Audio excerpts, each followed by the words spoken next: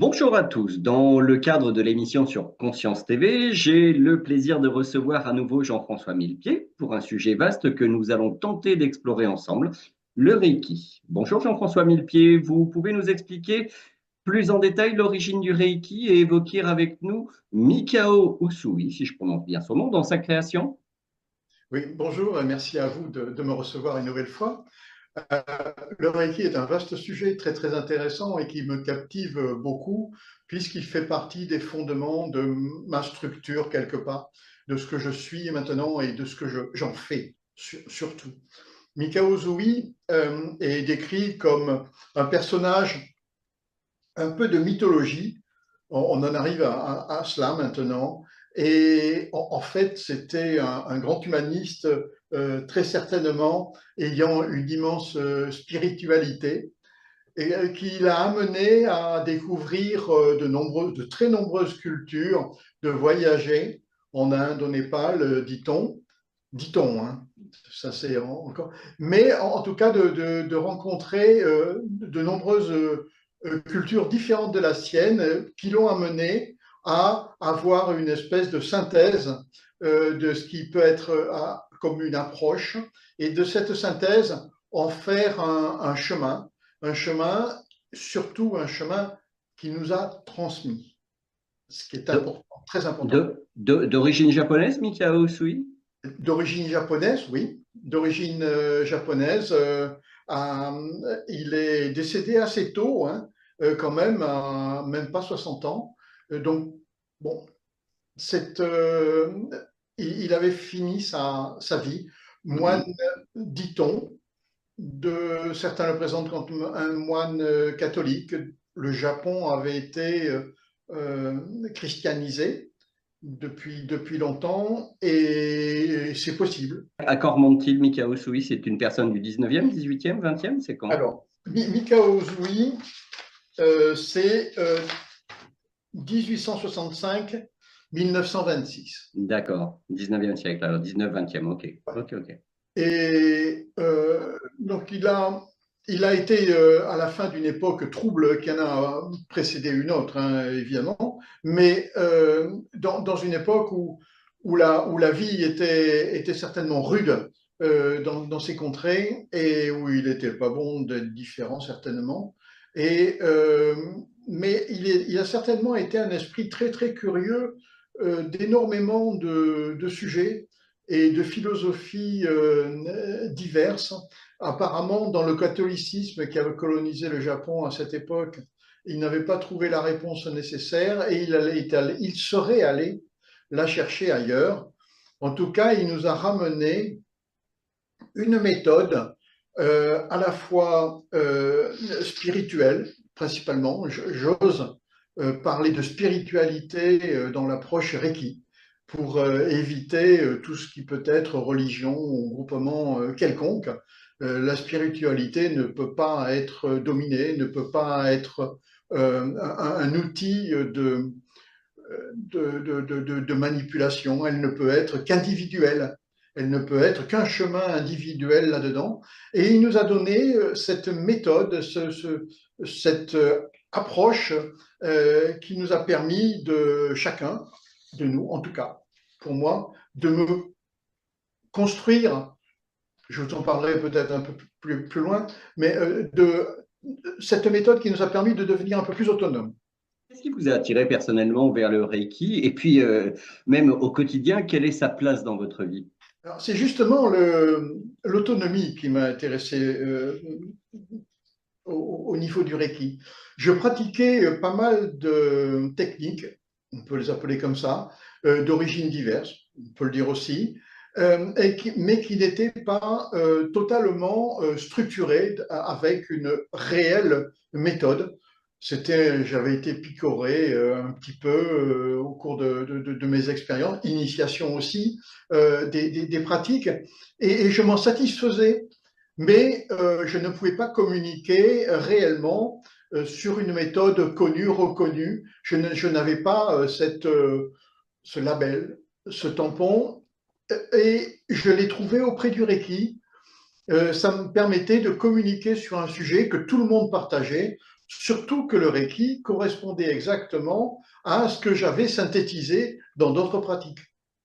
Et c'est comme ça que je suis arrivé à cette technique de Reiki qui me convenait tout à fait. Je suis rentré dedans très facilement. Pour moi, ça a été très facile dès le départ, puisque tout ce qui était enseigné dans le Reiki, j'en avais connu une grande partie par ailleurs dans d'autres approches. Comment se fait-il que le Reiki, alors d'après ce que vous m'avez dit, son fondateur est décédé, on va dire, première partie du XXe siècle. Le Reiki a plus de 100 ans. Comment se fait-il qu'il connaisse autant de variations depuis sa création? Le Reiki étant une approche autonome, autonomisante. Tout le monde est autonome là-dedans. Il n'y a pas de doctrine de départ à suivre. Il n'y a pas de livre, grand livre ou je ne sais quelles autres écritures de tablettes ou autres. Non, non, il n'y a rien de tout ça. Libre cours est laissé à chacun et c'est ce qui est merveilleux de pratiquer suivant sa disponibilité, ses moyens, son ressenti, ce qui est très très important parce que nous sommes tous différents, nous avons tous des approches différentes de l'énergie, nous recevons tous l'énergie différemment. Et là-dedans, l'enseignement a été laissé à la libre responsabilité de l'enseignant. Et chacun a voulu rajouter sa touche. Oui, moi je veux le Reiki qui me corresponde, voilà, je fais une lignée, et bon, c'est le propre de l'homme de vouloir marquer son temps. Ça se fait dans les sports de combat, hein. Il y a de très très multiples de lignées d'arts martiaux dans tous les arts différents que chaque maître a imprimé, et le Reiki n'y échappe pas. Donc le Reiki, on a des livrets, certains livrets qui m'ont été transmis, où chaque maître ayant imprimé sa vision de la chose, qui avait rajouté ceci, qui avait rajouté cela, pour marquer de son sceau, voilà, cette transmission. Non, on pourrait presque dire qu'il y a autant de Reiki possible que de pratiquants. Oui, J'exagère un peu peut-être. il ne faut pas le dire, hein. Surtout, il ne faut pas le dire, parce qu'il y en a Alors qui disent, non, il n'y a après, qu'une énergie. Eh ah, non. ok, ok. Bon, cela étant, après avoir consulté différents documents liés au Reiki, parce qu'il était quand même important que je m'informe avant l'émission, j'ai cru discerner qu'il y avait une reikiologie. Alors, c'est quoi ça, la reikiologie? Ça vous dit quelque chose, Jean-François? Oui, tout à fait. Il y a eu la Fédération française de Reiki qui a été initiée il y a, je crois, une vingtaine d'années, Mhm.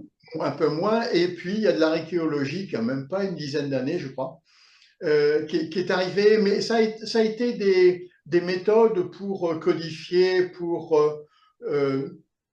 dogmatiser, encadrer. Oui, Euh, euh, se rendre agréable auprès des autorités. Ah oui, ouais, j'entends. il ne Mhm. faut pas oublier que le Reiki est considéré comme une pratique sectaire Ah oui?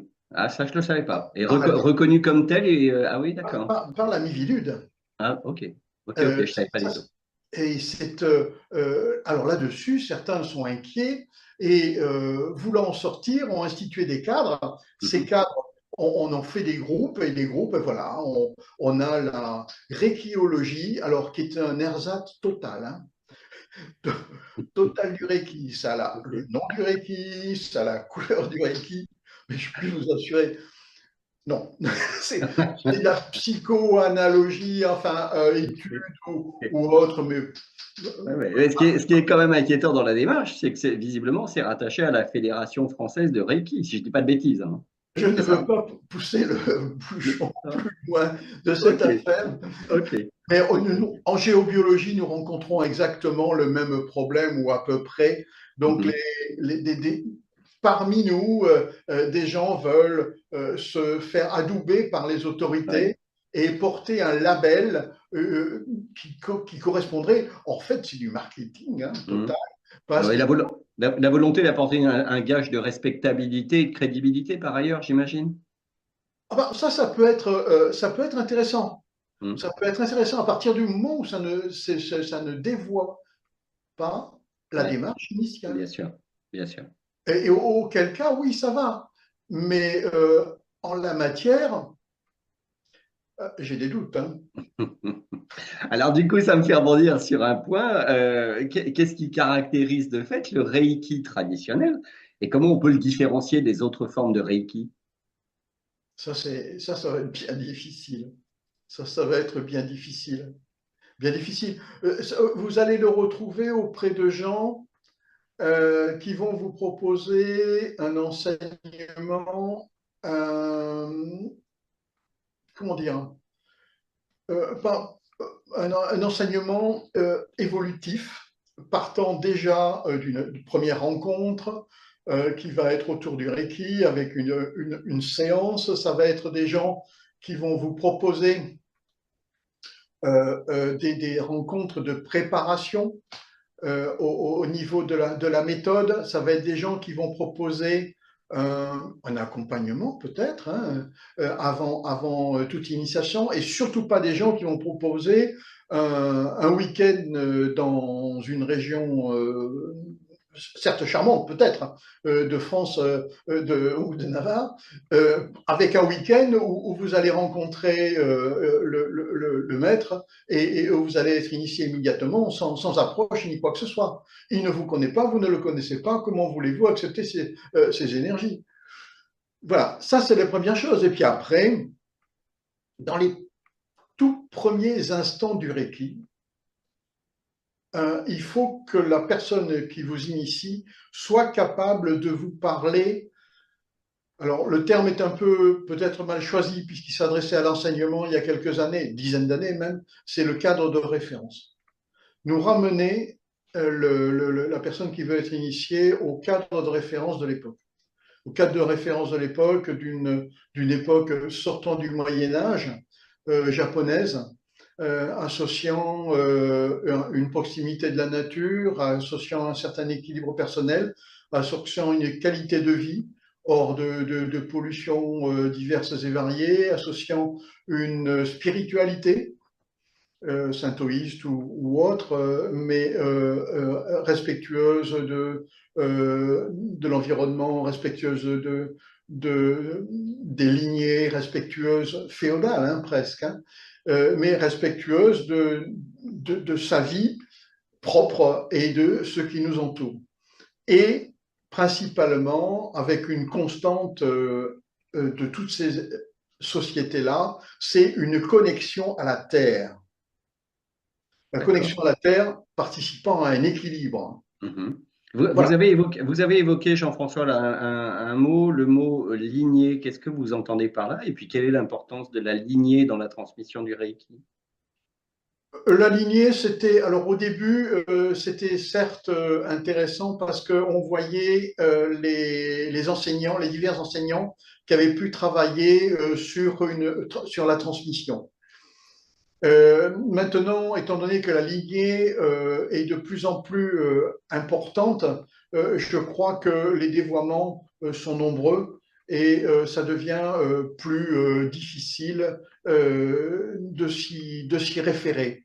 Mais pour D'accord. ma part, je suis d'une lignée encore qui était simple, puisque j'ai été initié en anglais par une Anglaise qui était venue dans la région, et donc là, elle n'avait pas perdu de contexte, elle n'avait pas perdu de référence, elle n'avait pas perdu de trop euh, Mhm. de ceci. Si vous voulez, c'est pour éviter que ce ne soit dévoyé.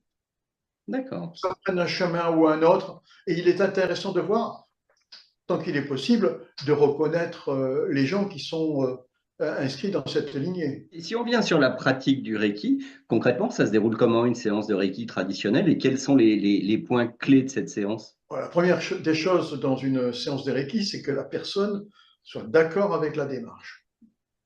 Si elle vient nous voir pour une séance de relaxation, pourquoi pas? Pour une séance de relaxation, pourquoi pas? Ça peut se concevoir. Mais si elle vient nous voir aux ordres, par exemple de ses parents, aux ordres monsieur, aux ordres de madame, madame aux ordres de monsieur, maman qui envoie les enfants ou les enfants qui envoient la maman, et que celle-ci ou celui-ci n'est pas tout à fait en accord avec la démarche qui lui a été imposée, là, il y a peu de chances que ça marche. Ça peut Mhm. marcher. Ça peut marcher. Il faut d'abord que la personne ait une démarche. Ouais. Dans le Reiki, il faut que ce soit la démarche. Mhm. C'est presque le plus important. Il y en a d'autres qui ont dit ça avant, mais ils ont mal fini, vous savez, sur une croix. Hein.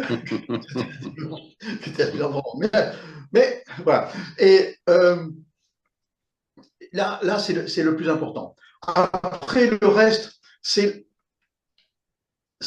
dans une séance de Reiki, c'est que l'on soit en accord avec l'énergie que l'on reçoit. Et là, le travail va se faire naturellement et très facilement. Il y a une durée déterminée ou pas vraiment en fait pour une séance par exemple? Oh non, enfin, alors, il y a des séances complètes qui durent, Mhm. pour certains, une demi-heure, trois quarts d'heure, une heure.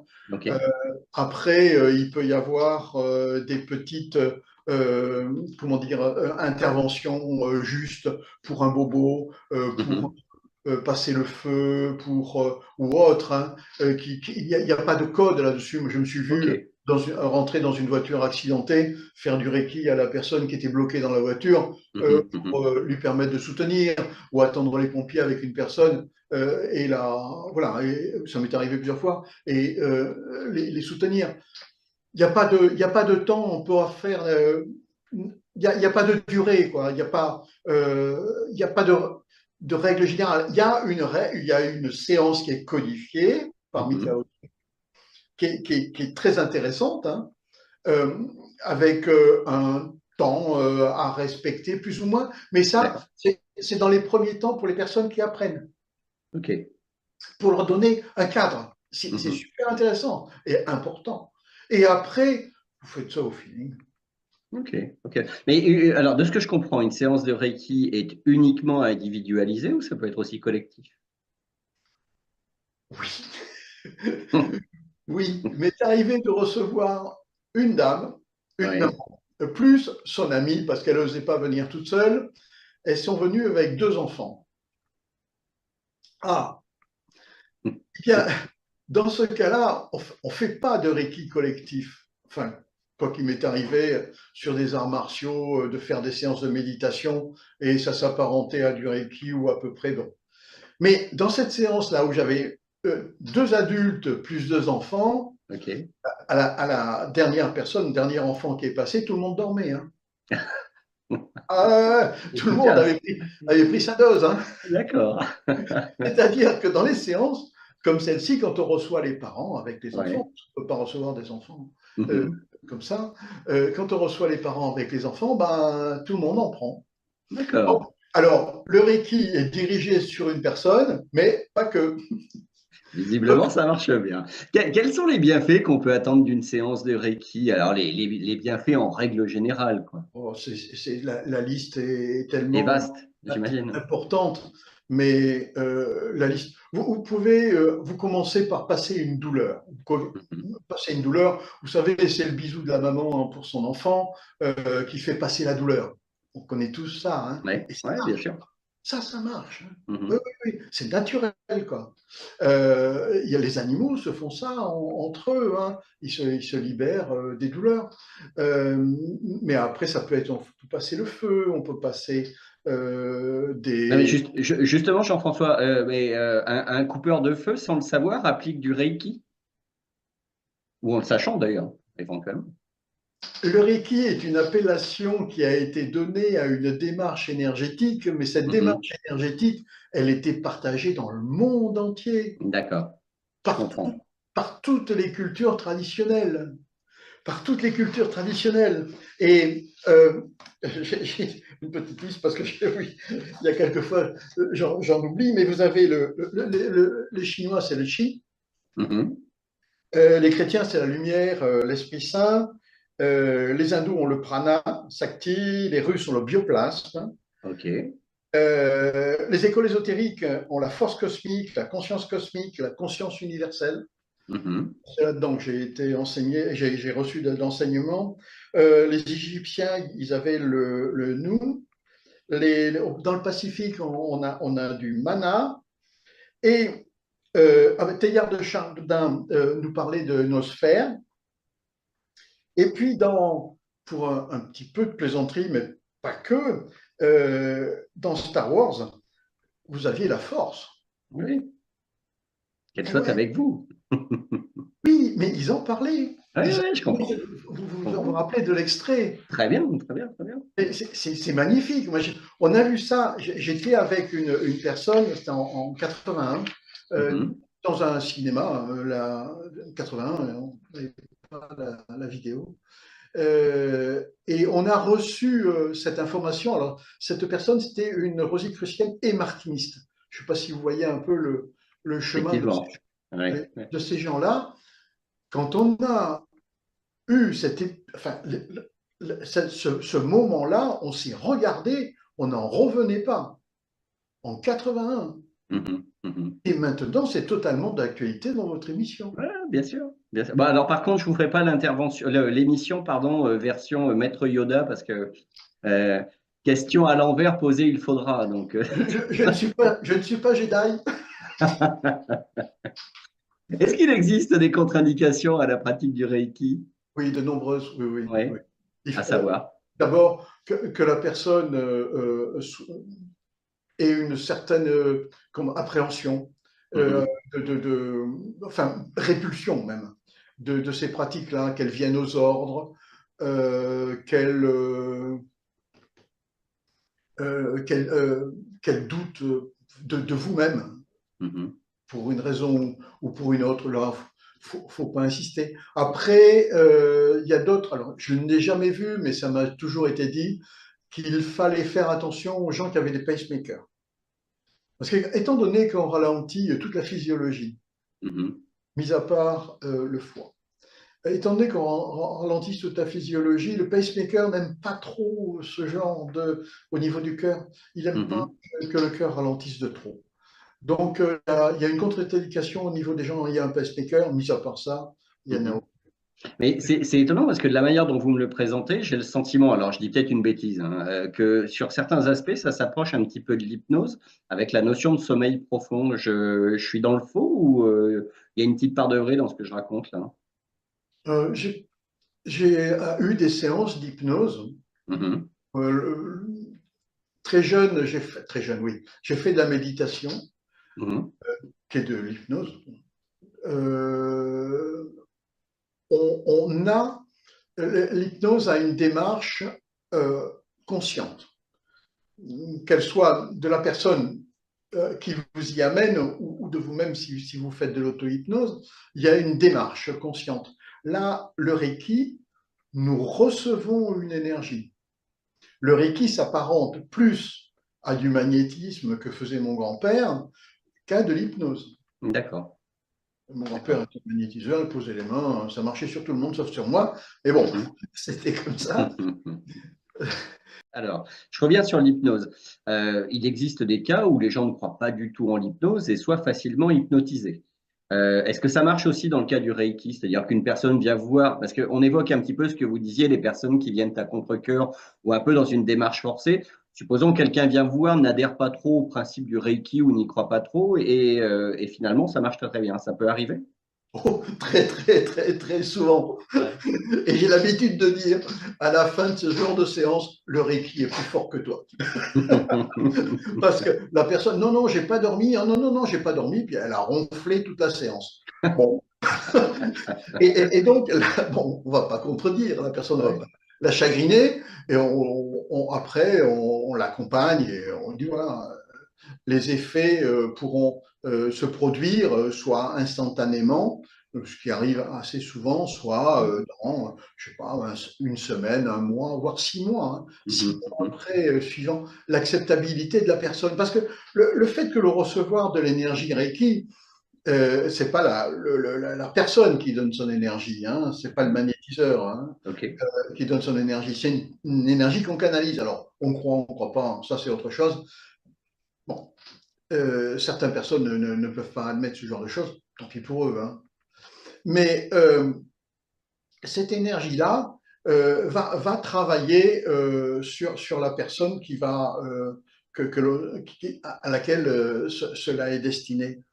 Mais après, ce travail qui se fera de libération Mhm, multi, multidirection, hein. Ça, on ne sait pas où ça va, hein, la plupart du temps. Mais ça va toujours à l'endroit où c'est le plus urgent, quand on fait un Reiki global, hein, où c'est le plus important, où c'est le plus Mhm. urgent, et où la personne accepte que cette énergie se dirige. D'accord. Il faut que ce soit acceptable. Si pour une raison ou pour une autre, la personne ferme les mains en Mhm. disant non, ça, je ne le lâche pas, ça ne partira jamais.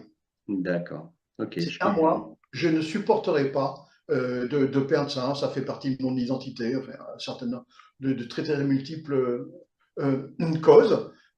Elle ne le lâchera jamais. Donc, ben voilà, il faut attendre que ça vienne.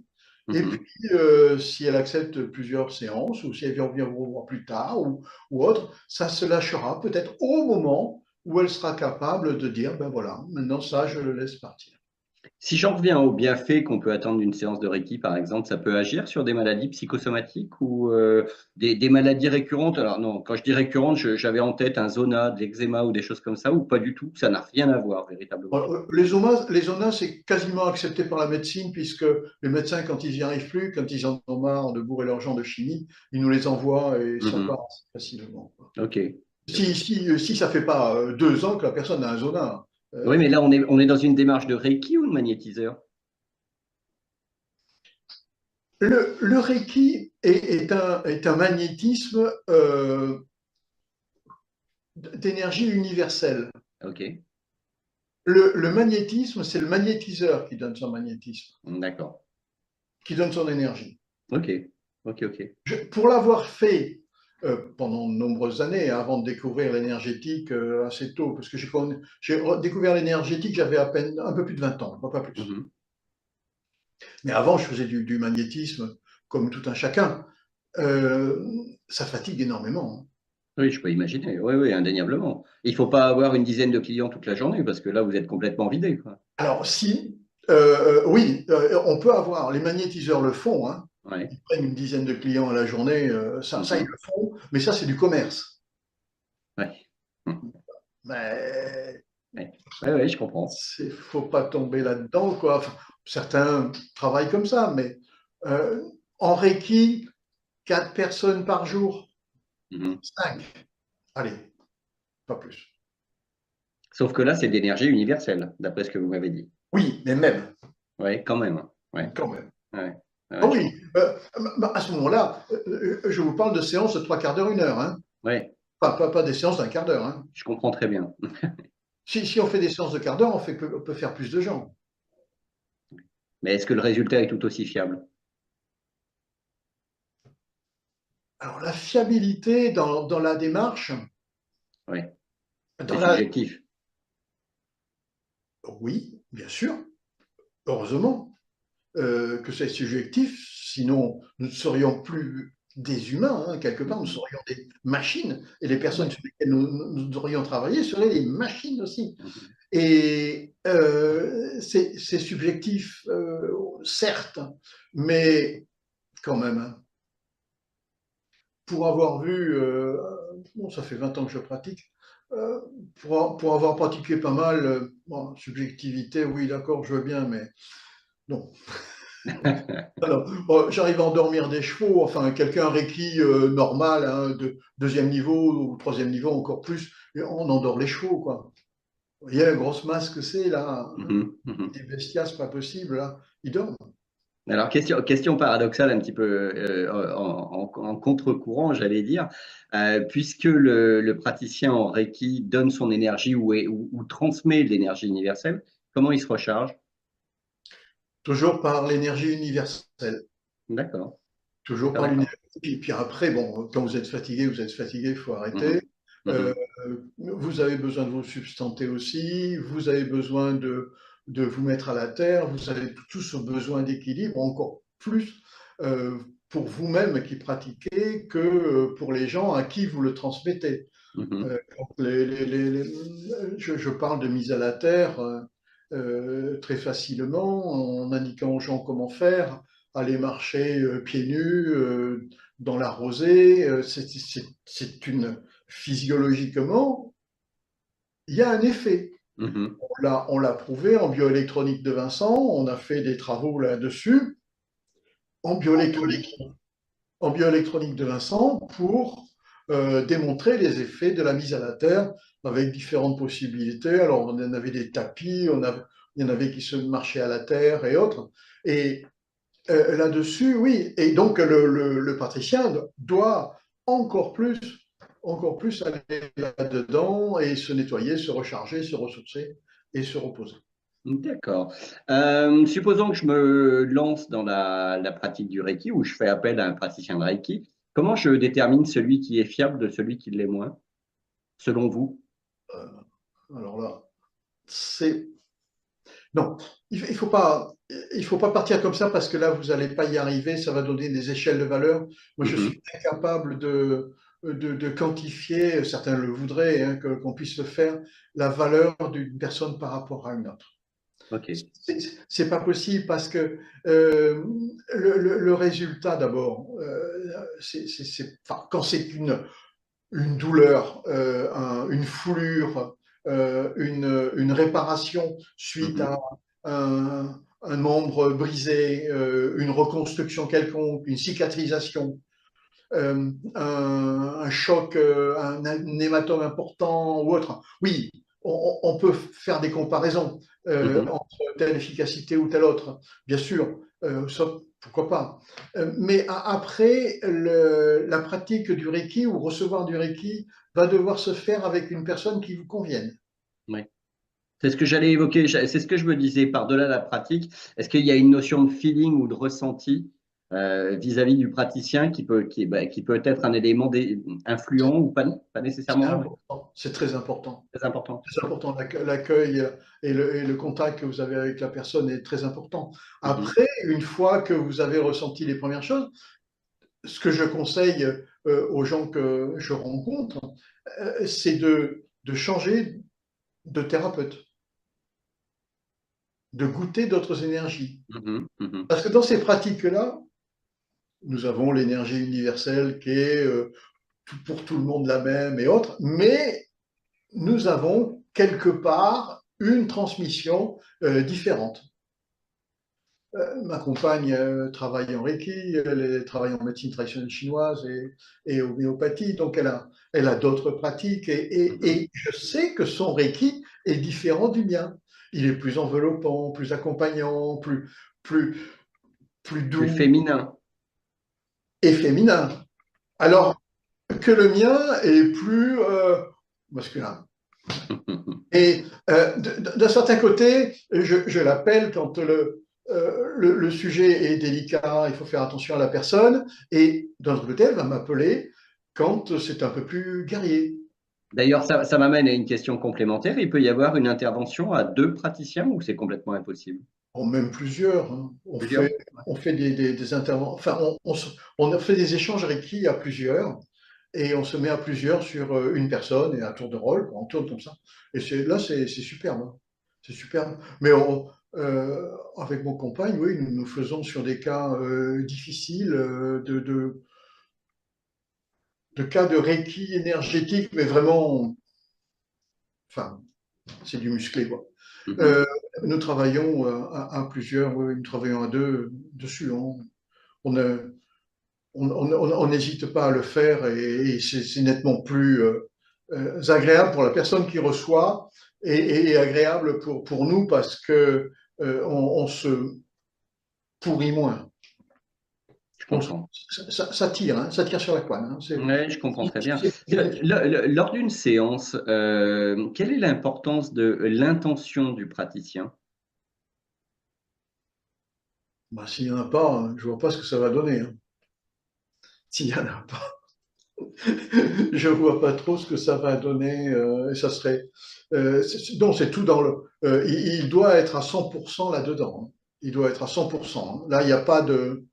Il n'y a pas d'autre possibilité. Il doit être à 100% pour la personne dans l'énergie. Il doit être à 100% là-dedans. Il n'y a pas d'autre possibilité. Tout l'extérieur doit s'oublier. Euh, Quelquefois, par exemple, une mouche s'invite dans une séance de Reiki, ça arrive.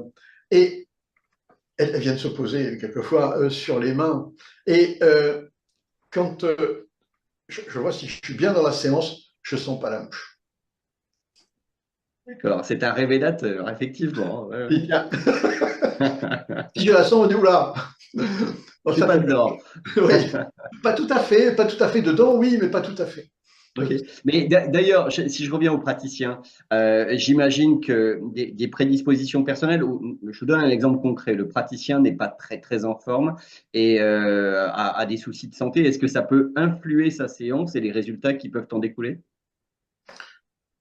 Tout dépend de ses soucis de santé. Le mieux quand on en a, c'est que on n'en a pas abordé ces sujets-là, mais le souci de santé, pour moi, c'est un déséquilibre. Mhm.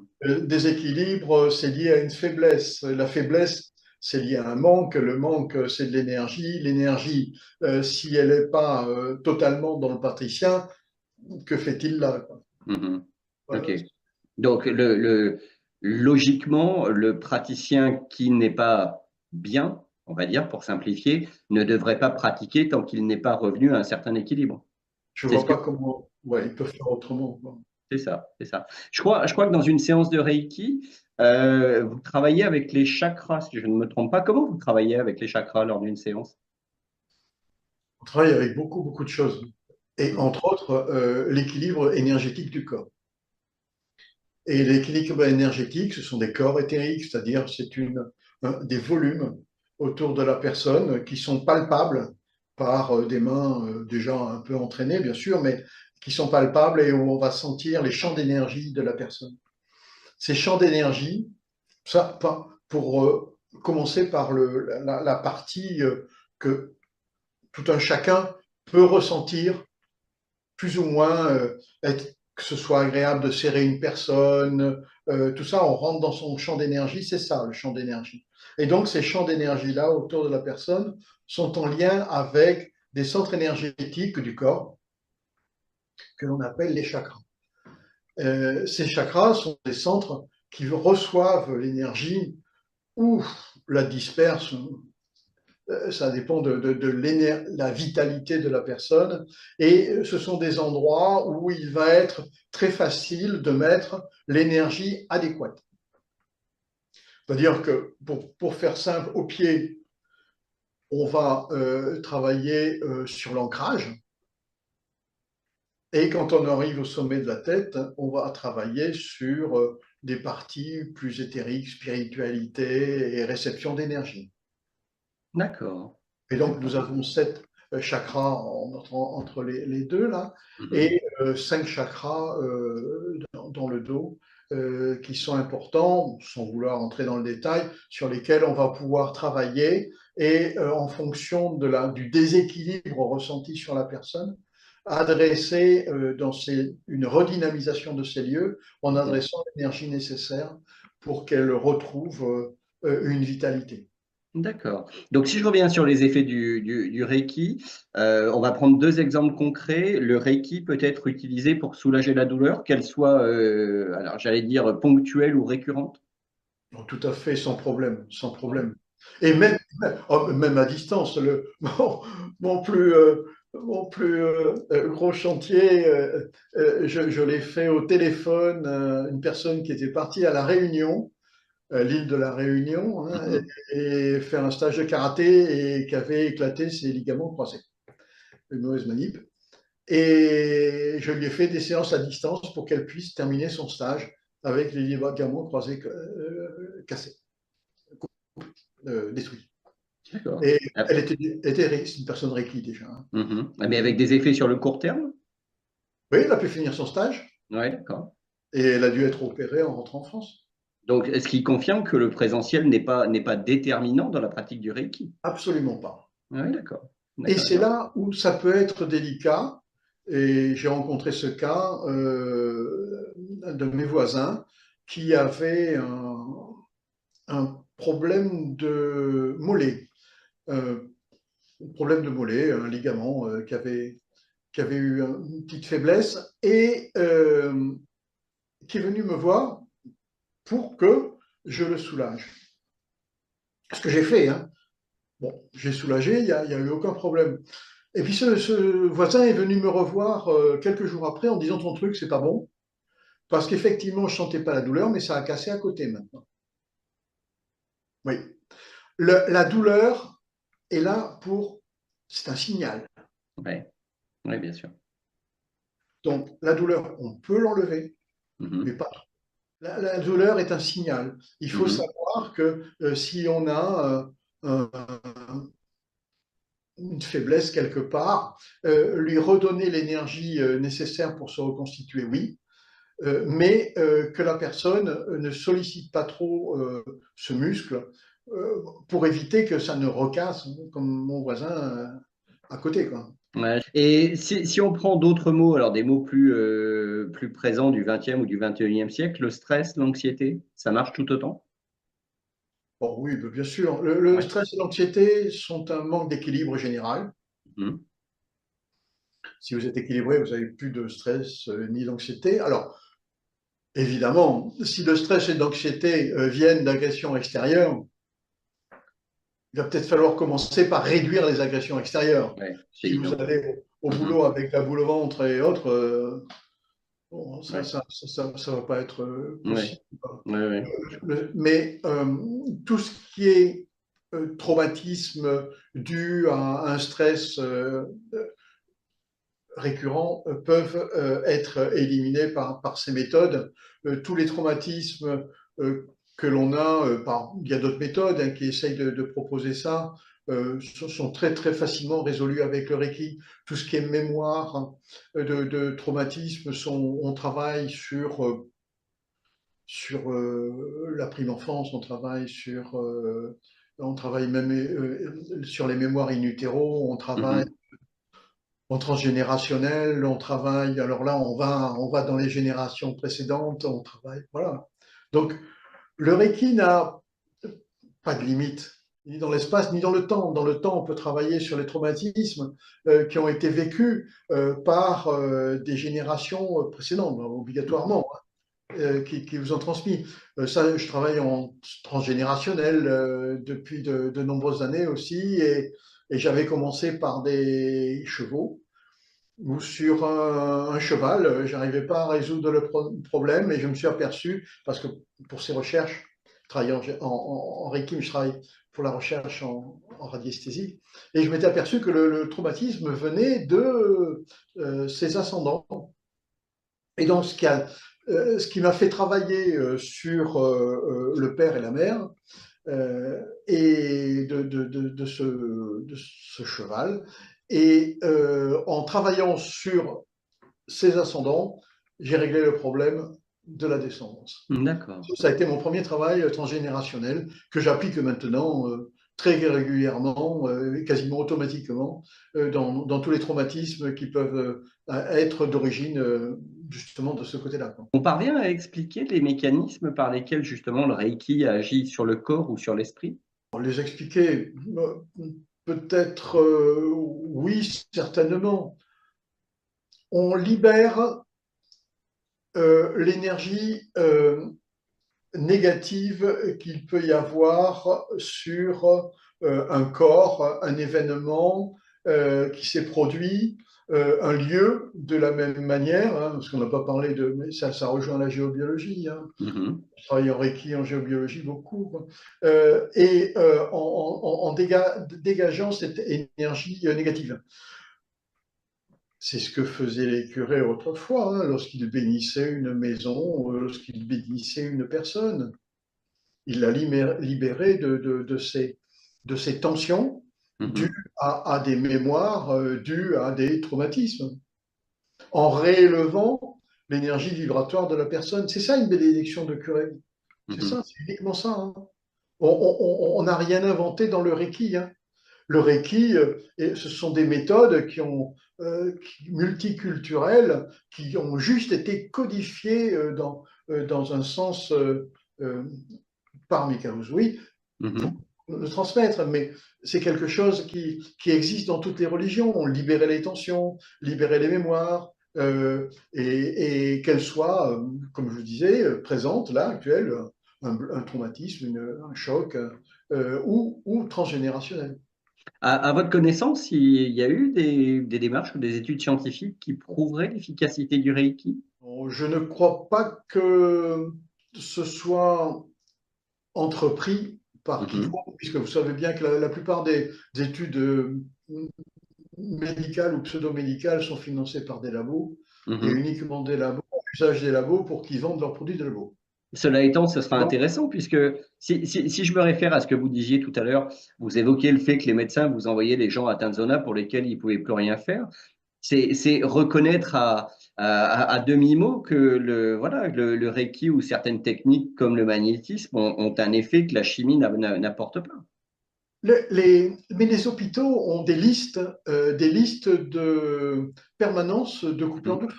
Oui, ah oui, ça je le sais. Ouais. Voilà, ben, voilà, on est là-dedans, hein. Mhm. Alors, j'ai fait pour ma part, il y a quelques années, plus d'une dizaine d'années, hein, euh, une, euh, une étude couplée entre géobiologie énergétique et bioélectronique de Vincent. Mhm.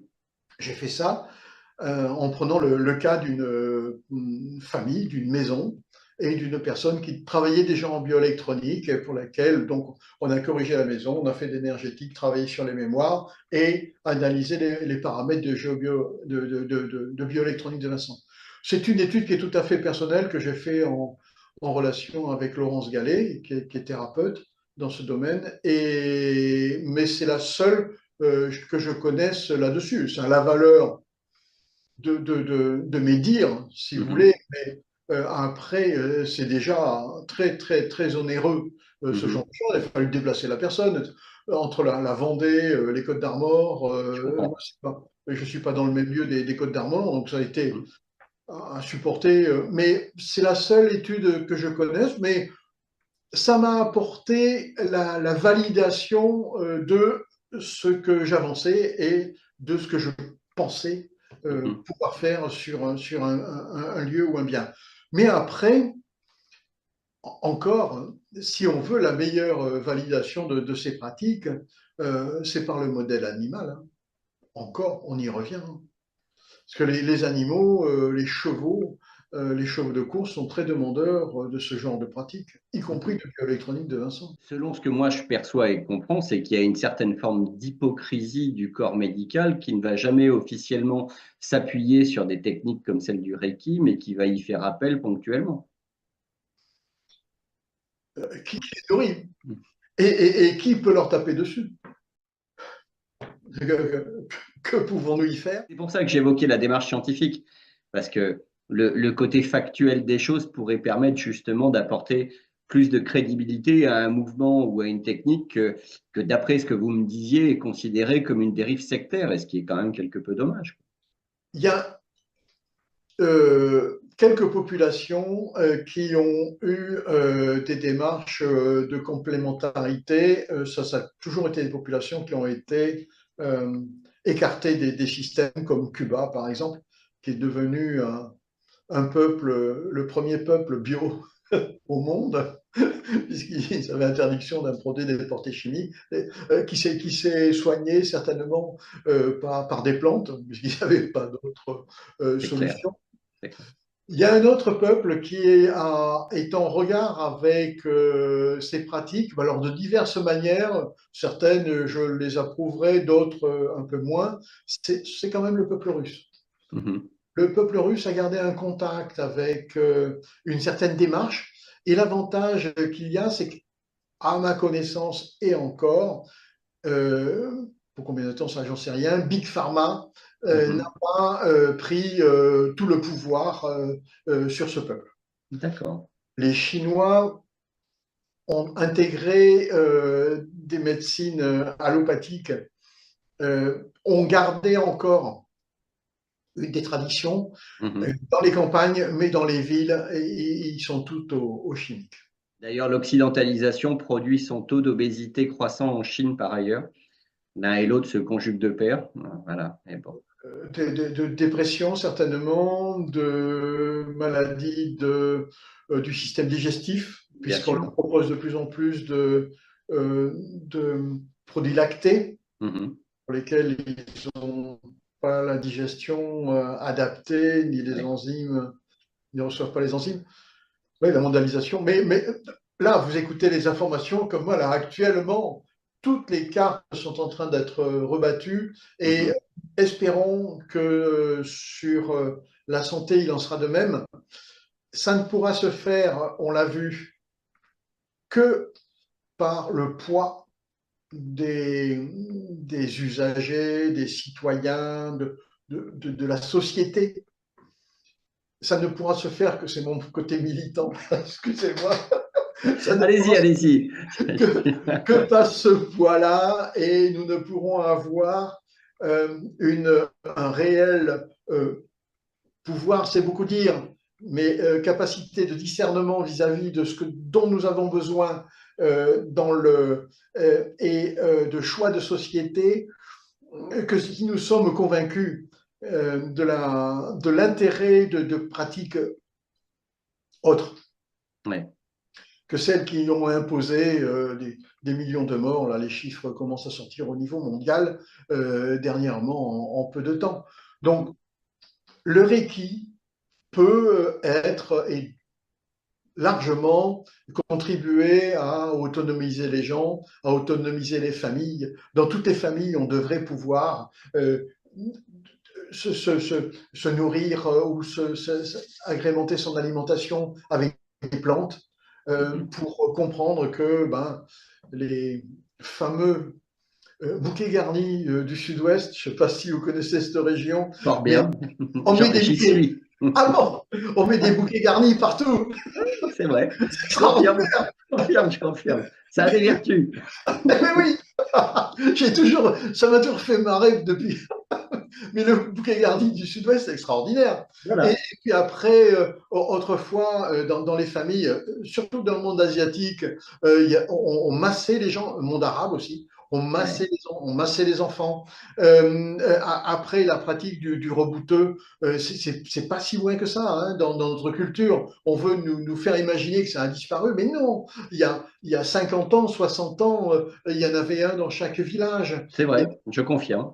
Il y Ouais, avait ouais. une personne qui faisait passer les sorts, qui faisait revenir le lait dans les étables, où les bêtes étaient taries, qui nettoyait les sources. Et donc, voilà, tout ça peut revenir pour peu qu'on ne se laisse pas trop manipuler Ouais. par des gens. C'est vrai qu'ils ont l'argent, ils ont le pouvoir, ils ont et après, allons-y, hein. Revenons au Reiki. Comment on peut expliquer les sensations ressenties pendant et après une séance? Alors c'est le côté extraordinaire de la chose. Les sensations peuvent être extraordinaires. D'abord, au niveau du rééquilibrage, une personne qui rentre dans une séance de Reiki sera donc de fait rééquilibrée, donc va perdre comment dire, ces sensations désagréables qu'elle avait en arrivant. Euh, j'ai vu des gens avec des lumbagos se faire accompagner pour venir chez moi parce qu'elle est incapable de conduire, repartir au volant de la voiture. J'ai vu des gens dormir devant chez moi au volant de leur voiture en sortant d'une séance. Je leur dis n'allez pas plus loin, reposez-vous. Ils ont dormi. Après, on peut sentir, et c'est très intéressant, mais bon, après là, il faut du chaud comme du froid dans des séances de Reiki. Il m'arrive d'ouvrir les mains lorsque je suis sur une personne, d'ouvrir les mains pour pas qu'elle ressente trop d'énergie, de peur de qu'elle ait une sensation de brûlure. C'est à ce point, D'accord. euh, euh, parce que l'énergie est nécessaire à cet endroit-là, parce que la personne doit ressentir ça. C'est une transmission d'énergie, il n'y a pas d'autre mot. Nous n'avons pas tout à fait les instruments nécessaires, mais pour la mesurer, il faudrait le mesurer en courant induit, en courant sur la personne, quoi. Là, on pourrait les faire. Une personne en sortant d'une séance de Reiki, quand elle baisse d'énergie après la séance, elle va tout de suite avoir froid. Ça, nous Mhm. le savons, nous la couvrons de suite pour éviter ce choc, d'espèce de choc thermique après D'accord. une séance de Reiki. C'est très particulier, c'est absolument pas constant. C'est totalement différent d'une personne à une autre. C'est en lien avec le travail qui a à faire et qui a été fait. C'est en lien avec la personne qui a transmis l'énergie. Mhm. Oui, c'est multifactoriel, mais effectivement, ça peut passer du froid glacial, que j'appelle dans ce cas-là bénédiction, Mhm. parce que c'est un froid très particulier que l'on reçoit, qui n'est pas épidermique, qui est à l'intérieur, et ce sont D'accord. des espèces de petites douches que l'on a, comme des gouttes de froid qui nous traversent, et j'appelle ça des bénédictions, parce que ce sont des montées vibratoires, Mhm. aller jusqu'à pas la brûlure, hein, non, il n'y a jamais de brûlure, mais au chaud intense transmis par certains thérapeutes dans certains cas. Ouais. Quelle est la différence entre le Reiki et d'autres pratiques énergétiques? Vous utilisez souvent le mot énergie, comme le Qigong ou le Tai Chi, par exemple. Les, les gens qui pratiquent le Reiki, je les encourage à avoir une pratique d'art martial, Mhm. que ce soit du Aikido ou d'autres Tai Chi, Qigong. Ce sont des arts martiaux. Pour le tai chi, Qigong, c'est une pratique énergétique de ressourcement qui vont équilibrer la personne, le praticien. Ils vont l'équilibrer, qui vont lui donner l'énergie. On ne soigne pas avec le tai chi, on ne soigne pas avec le Qigong.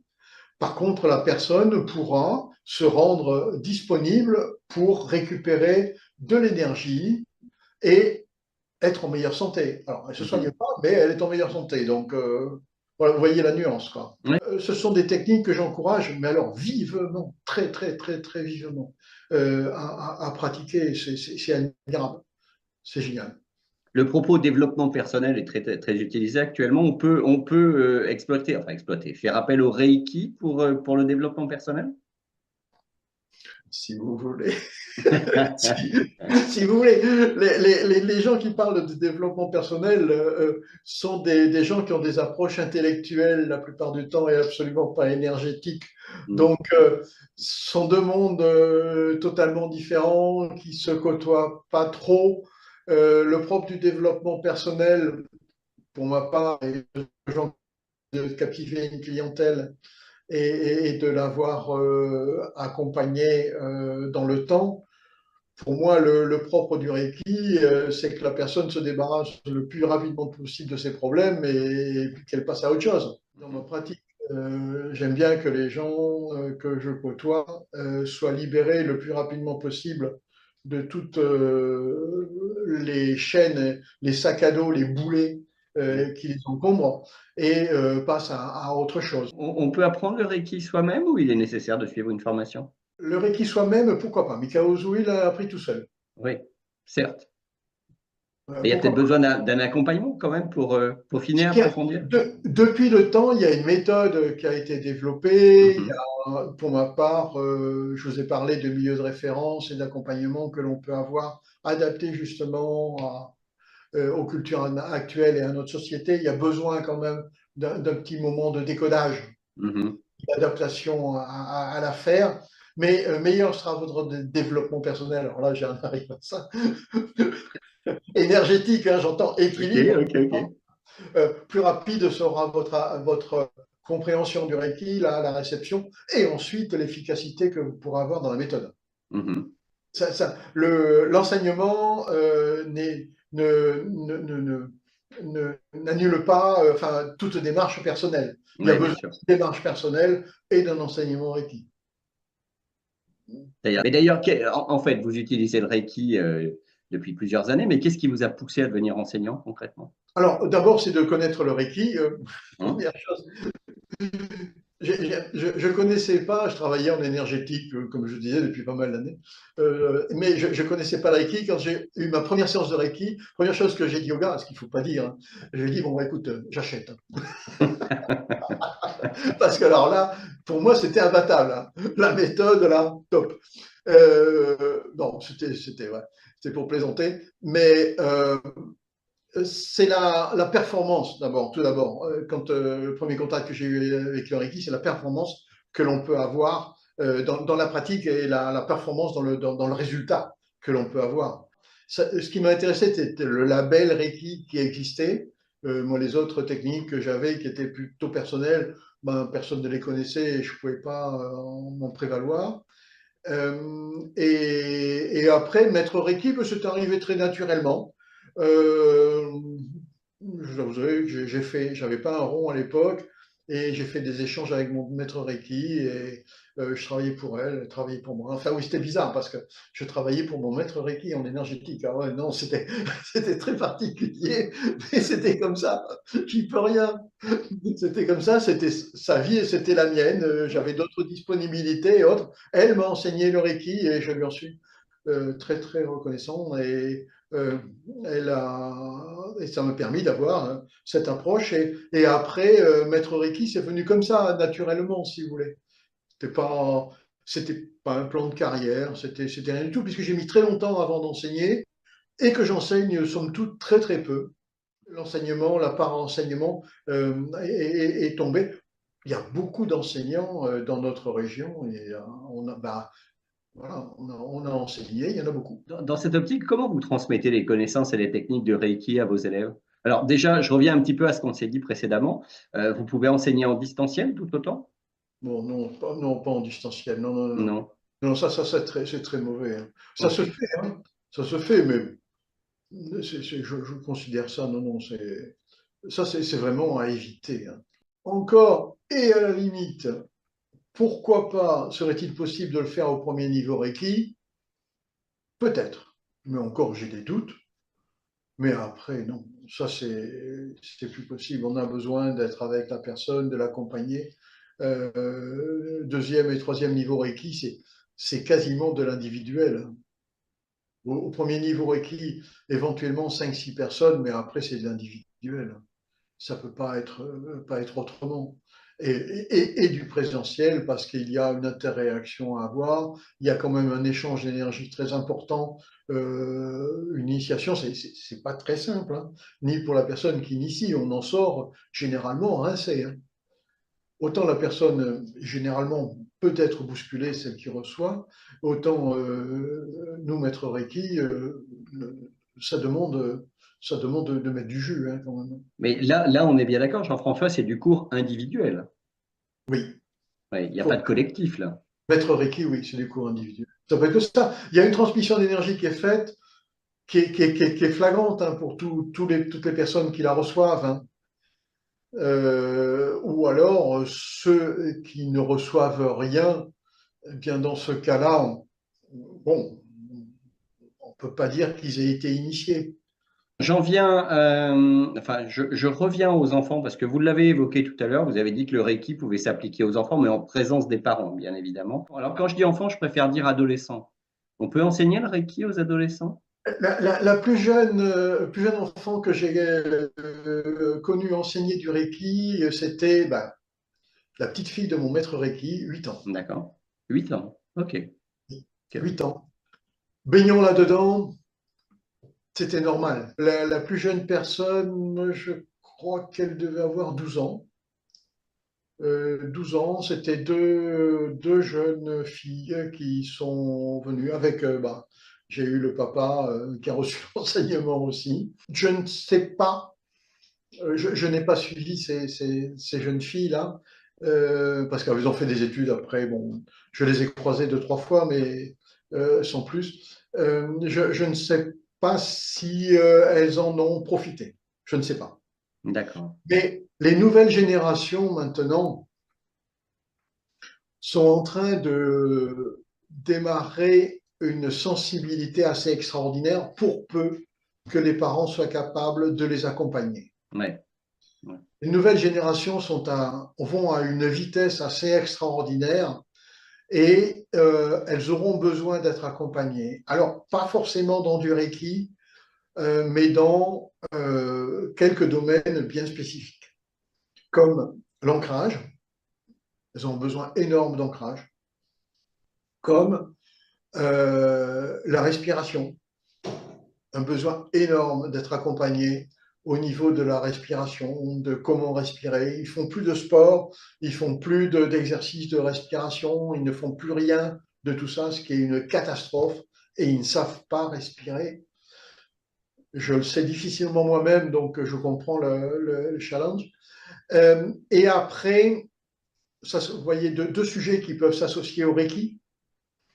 Et après, la protection des énergies négatives. Voilà notre sujet sur lesquels les enfants peuvent être accompagnés. Alors, on leur transmettra pas forcément du Reiki dans un premier temps, mais rien que ça, c'est déjà tout un programme pour les apprendre à être équilibrés, résistants, performants, bien dans leur peau.